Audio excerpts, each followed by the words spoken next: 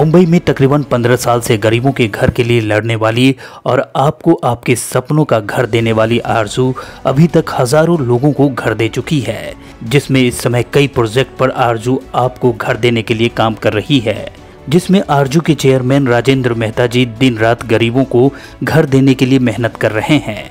जिसमें राजेंद्र मेहता जी ने सभी लोगों से अपील की है, अगर आपको अपने सपनों का घर नहीं मिलता तो आप आरजू के दादर स्थित कार्यालय पर संपर्क करें और किसी के बहकावे में ना आए, किसी अफवाह पर ध्यान न दें। हम आपके लिए काम कर रहे हैं, इसलिए हजारों लोगों को घर दे चुके हैं। आप भी अपने घर के लिए आरजू कार्यालय पर संपर्क करें। आइए जानते हैं आरजू के चेयरमैन राजेंद्र मेहता जी ने क्या कहा।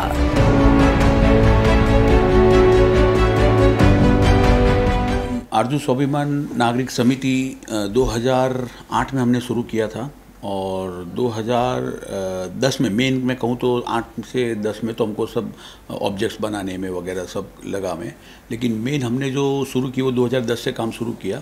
और पहला प्रोजेक्ट जो हमारा है वो 2011 में शुरू हुआ पूना में वाकड़, उसके बाद सातारा में शुरू हुआ, उसके बाद कल्याण में शुरू हुआ, उसके बाद डोंबिवली में शुरू हुआ। ऐसे करते करते हम टोटल 18 प्रोजेक्ट्स पे आ गए। और अगर आप कंप्लीटेशन की बात करें तो जो प्रोजेक्ट पूरे हुए हैं तो वो अभी तक हमारे कल्याण, डोंबिवली, सातारा, पुणे और थाना, ये हमारे प्रोजेक्ट पूरे होकर लोग रहने भी जा चुके हैं वहाँ पर। और लगभग अभी तक हमने 2500 से ज़्यादा लोगों को घर दिया है। लेकिन बात एक आती है कि हमारे मेंबर तो ज़्यादा है, तो फिर हम क्यों 2500 लोगों को घर देने में सक्षम हुए अभी तक। तो इसमें मैं कुछ कहना चाहूँगा। मेरे जो आपके चैनल के माध्यम से जो मेरे लोग देख रहे होंगे, मेरे सभासद ये मेरा इंटरव्यू देख रहे होंगे, तो मैं उनसे भी कहना चाहूँगा कि आप लोग ज़रा सा चूक गए। अब कहाँ चूक गए कि जब आप लोगों ने फॉर्म भरा तो आपने क्या, अभी हमें इसमें हमारे प्रचारक लोगों ने कहा होगा या आपके सुनने में कुछ गलत आया होगा, उसमें मैं नहीं जाना चाहता। लेकिन मेन क्या हुआ कि कई लोगों ने क्या समझा कि हमने फॉर्म भरा है तो अब हमको कॉल आएगा, अब हमको मतलब बस घर मिल जाएगा, चाबी मिल जाएगी। तो ऐसा नहीं होता, क्योंकि इसमें प्रोसीजर होता है और कई लोगों ने प्रोसीजर पूरा किया ही नहीं और यही पे चूक हो गई। अब प्रोसीजर पूरा नहीं किया तो IT file banana, legal documents complete करना, क्योंकि लोन लेना तो आईटी फाइल लगेगा। अब कई लोगों को उसमें आईटी फाइल कैसे बनाना, क्या करना नहीं मालूम। तो भी मैं देखो, मेरी मनसा है लोगों को घर देना। लोग क्या सोचते मेरे बारे में, क्या बोलते उससे मुझे कोई मतलब नहीं और फ़र्क भी नहीं पड़ता, क्योंकि मुझे मेरा विज़न पता है कि मैंने जब 2008 से जब ये संस्था की स्थापना की तब से मेरा विज़न एक ही था कि लोगों को घर देना। और आज भी मेरा विज़न वही है कि मेरे आखिरी सभासद को जब तक मैं घर नहीं देता तब तक मैं शांति से नहीं बैठूंगा। ये मेरी सोच है, ये मेरा विज़न है और ये मेरा संकल्प है। अब जब आईटी फाइल का मुझे समझ में आया कि लोगों को समझ में नहीं आ रहा है कि सीए कहाँ ढूंढे, कई लोगों की ये सोच है कि अगर इनकम होगी तो ही आईटी फाइल बनाना है, हमारी इनकम ही नहीं तो हम आईटी फाइल क्या बनाए। तो ये सोच गलत है। आईटी फाइल मतलब आप अपना लेखा जोखा देते हैं सरकार को, जिसमें सरकार को समझ में आता है कि ये बंदा कौन सी कैटेगरी में बैठता है, EWS, LIG, MIG, HIG। पहले वो राशन कार्ड में हो जाता था, राशन कार्ड में समझ में आ जाता था लाल, भगवा, नीला, पांद्रा, जो मैं अपने सेमिनार में भी बोलता था। बट अब बदल गया है सिचुएशन। आफ्टर मैं कहूँगा कि बीजेपी आने के बाद में खास करके उन्होंने आईटी फाइल पे ज़्यादा जोर दिया। आपने देखा होगा कई बार नरेंद्र मोदी जी मन की बात में कहते हुए सुनाई देते हैं, कभी 15 अगस्त में कहते हुए सुनाई देते हैं कि सभी को अपना आईटी रिटर्न भरना चाहिए, आईटी रिटर्न सबमिट करना चाहिए। तो मैं भी लोगों से ये कहूँगा, हाथ जोड़ के सबसे कहूँगा कि प्लीज़ आईटी फाइल बनाइए अपनी। नहीं समझ में आता है, हमारी संस्था ने उसकी भी व्यवस्था करके रखी है। और सबसे बड़ी बात है कि हम IT file free of cost बनाते हैं। अभी ये पिछले साल से हमने शुरू किया है, free of cost IT file. अब वो कैसे फ्री ऑफ कॉस्ट वगैरह क्या, तो हर शनिवार, मंगलवार और शनिवार को दादर स्थित हमारा जो कार्यालय है वहाँ पर आइए।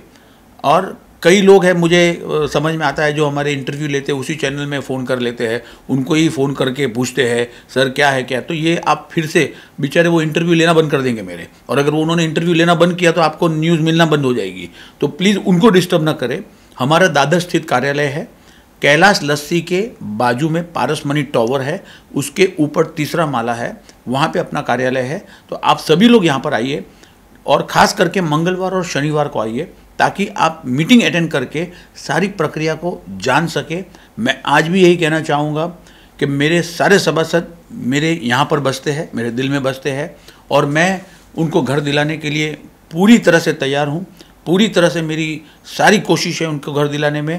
लेकिन अगर मैं हाथ बढ़ाता हूँ तो आप भी हाथ बढ़ाइए, हाथ समेट के मत बैठिए, क्योंकि हाथ समेट के बैठने से, मेरे बारे में बुरा भला बोलने से, आरजू के बारे में बुरा भला बोलने से ये आपको घर मिलने वाला नहीं है। कई लोग क्या है, प्रोसीजर कंप्लीट नहीं करते हैं, कई लोग खाली बातें करते हैं। अभी आप देखेंगे इसी इंटरव्यू के नीचे कई लोग कमेंट में डालेंगे मुझे अभी तक 2010 से नहीं मिला, मुझे 2012 में मैंने फॉर्म भरा है नहीं मिला। तो सर मैं आपको बोल दूँ, चाबी कुरियर से घर पर नहीं आने वाली, आपको आना पड़ेगा कार्यालय में, घर आपके पास चलकर नहीं आएगा, आपको यहाँ तक आना पड़ेगा।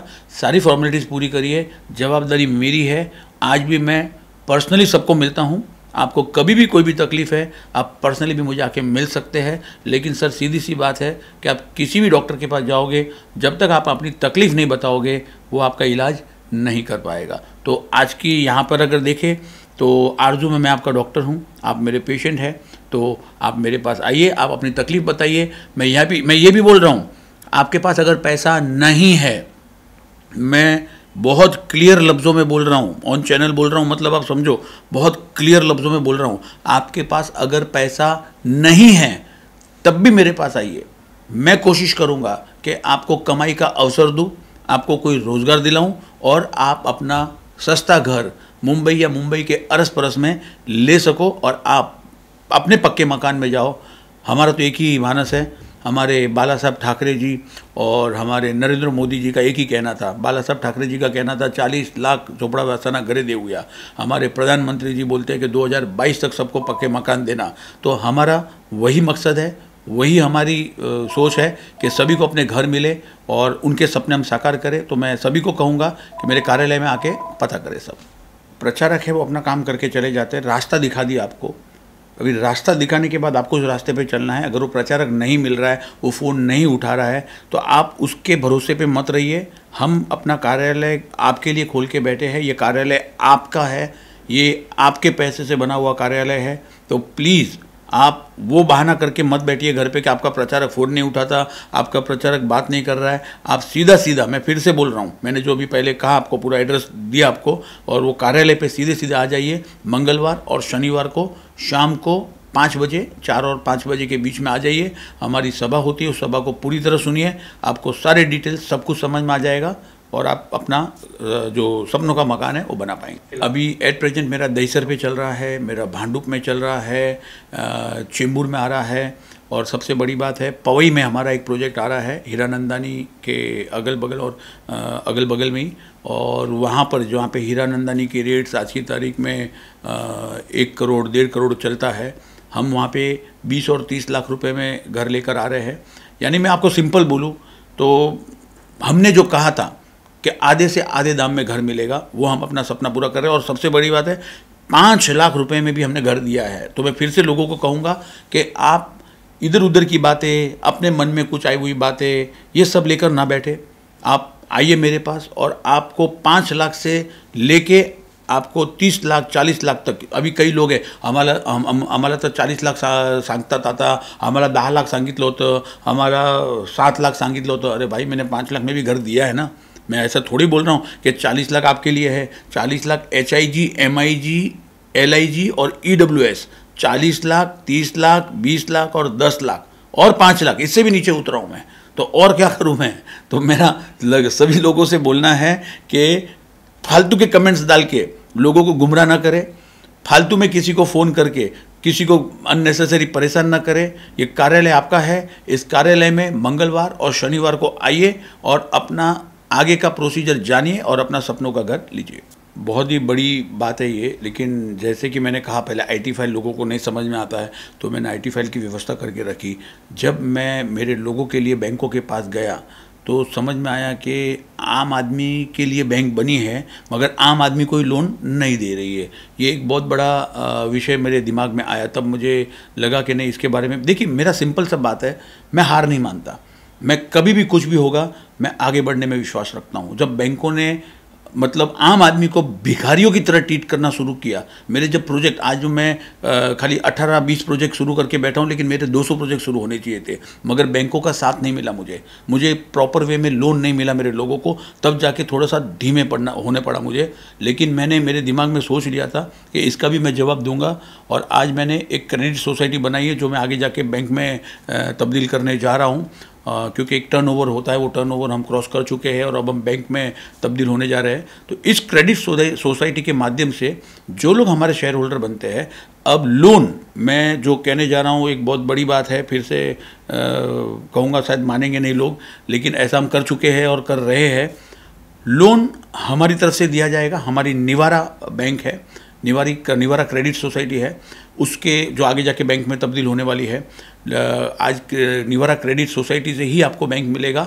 और सबसे बड़ी बात, इंटरेस्ट फ्री लोन। मैं फिर से दोहरा रहा हूँ, इंटरेस्ट फ्री लोन। दो आपके सामने प्रपोजल रहेंगे, एक इंटरेस्ट फ्री लोन और एक इंटरेस्ट के साथ लोन, जिसमें आपको जाना है, आप जा सकते हैं।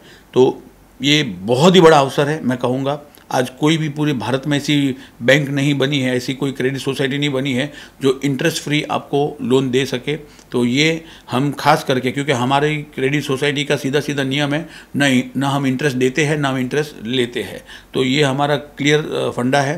तो आप इसके लिए भी अगर जानना चाहते हैं, देखिए मैं फिर से बोलूँगा, ये अवसर जो मैं अभी बोल रहा हूँ, पहले मेरे पास आईटी फाइल का प्रॉब्लम था, मैंने आईटी फाइल की व्यवस्था की, सारे लीगल डॉक्यूमेंट्स के प्रॉब्लम थे, मैंने वकील को यहाँ पे बिठा के लीगल डॉक्यूमेंट्स पूरे किए। अब सबसे मेन बात, 80% पैसा आपका बैंक से आता है, 20% आपको देना रहता है, 80% पैसा बैंक से आता है। अब वो भी प्रॉब्लम, आपका 80% का मेजर प्रॉब्लम भी हम सॉल्व कर चुके हैं, अपनी क्रेडिट सोसाइटी बना चुके हैं। तो अब मैं सभी से निवेदन करूँगा कि अब अवसर को न खोए, फालतू बातें न करें, इधर उधर के लोगों की बातें न सुने, सीधे सीधे हमारे कार्यालय में आए, हमारी मीटिंग अटेंड करें और अपना सपनों का घर जल्द से जल्द बनाएं। आरजू अब ऐसी संस्था हो गई है कि निवारा के माध्यम से आपको लोन भी देगा, आपके बच्चों के शिक्षण के लिए भी लोन देगा, आपके कोई घर में बीमारी आ गई और हॉस्पिटलाइजेशन भी कुछ हुआ प्रॉब्लम, उसका भी लोन देगा, गोल्ड लोन भी देगा, आपके बिजनेस विस्तार के लिए भी लोन देगा। अब खाली हम घर तक सीमित नहीं है, मैं रिपीट कर रहा हूँ, खाली घर तक सीमित नहीं है। आपके सारे प्रॉब्लम हमारे प्रॉब्लम, आपकी सारी जवाबदारी हमारी जवाबदारी। बस एक खाली कदम आप दूर है अपने सपनों से। तो एक बार मंगलवार और शनिवार को हमारे सभा में आइए, मैं बार बार ये बात दोहरा रहा हूँ, तो आप हमारी सभा में आइए और अपने सारे सपने यहाँ आरजू में पूरे करिए। जय हिंद, जय Maharashtra. Bureau report, CN news.